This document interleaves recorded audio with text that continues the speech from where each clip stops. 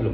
मेरा नाम CMA गौरव है और मैं आपको डिफरेंस समझाता हूँ कि ओपीसी और प्राइवेट लिमिटेड कंपनीज के बीच में डिफरेंस क्या होता है। जैसा कि नाम है वन पर्सन कंपनी, ये एक तरह की प्राइवेट लिमिटेड कंपनी होती है, बट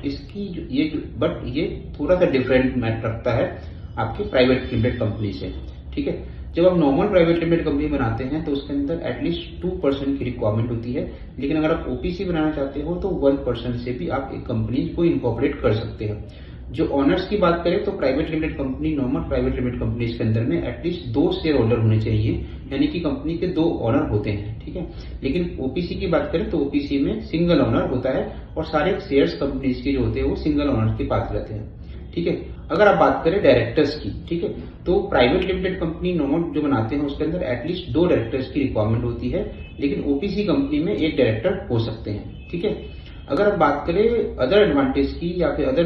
पैरामीटर्स की, तो जो ओपीसी कंपनी है उसका मैंडेटरी कन्वर्जन आपको करना पड़ेगा प्राइवेट लिमिटेड कंपनीज में, अगर आपका प्रीवियस 3 इयर्स में आपका एवरेज टर्नओवर 2 करोड़ को एक्सीड कर जाता है, यानी कि 2 करोड़ को जब एक्सीड करेगा तो आपको अपनी ओपीसी को प्राइवेट लिमिटेड कंपनी में कन्वर्ट करना पड़ेगा।